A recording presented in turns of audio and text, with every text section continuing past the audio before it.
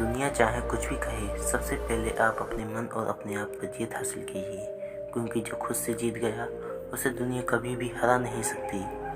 जीत और हार आपके हाथों में है। मान लिया तो हार, ठान लिया तो जीत। एक सपना जादू से हकीकत नहीं बन सकता। इसे हकीकत बनाने में पसीना, दृढ़ संकल्प और कड़ी मेहनत लगती है। तो अपने पसीने का आनंद उठाएं, क्योंकि कठिन परिश्रम सफलता की गारंटी देता है। कठिन परिश्रम वो कीमत है जो हमें सफलता पाने के लिए चुकानी पड़ती है। यदि आप ये कीमत चुकाने के लिए तैयार हैं तो आप इस दुनिया में कुछ भी पा सकते हैं।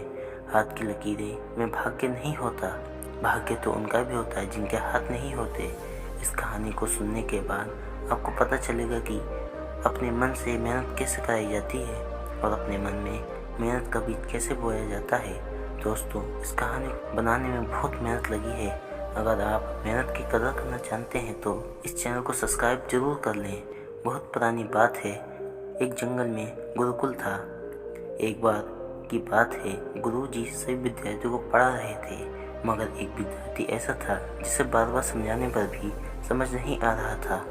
गुरुजी को बहुत तेज गुस्सा आया और उन्होंने उस विद्यार्थी से कहा, जरा अपनी हथेली दिखाओ। विद्यार्थी ने अपनी हथेली गुरुजी के आगे बढ़ाई। हथेली देखकर गुरुजी बोले, बेटा तुम घर चले जाओ।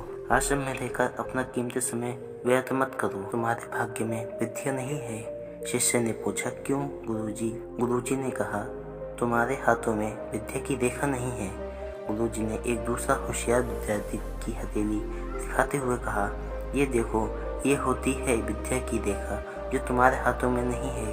इसलिए तुम अपना समय नष्ट ना करो और अपने घर चले जाओ और अपना समय वहाँ किसी और काम में लगाओ। ये सुनते ही उस विद्यार्थी ने अपनी जेब से एक चाकू निकाला, जिसका प्रयोग वो फल काटने के लिए करता था। उस चाकू की नोक से उसने अपने हाथ में ठीक वैसे ही लकीर बना दी जैसे ही उस होशियार बालक के हाथों में थी, जो उसके गुरुजी ने उसे उस बालक के हाथों में दिखाई थी। उसका हाथ लहूलुहान हो गया। तब उसने गुरुजी से कहा, गुरुजी ये देखिए, मैंने अपने हाथों में विद्या की रेखा बना ली है।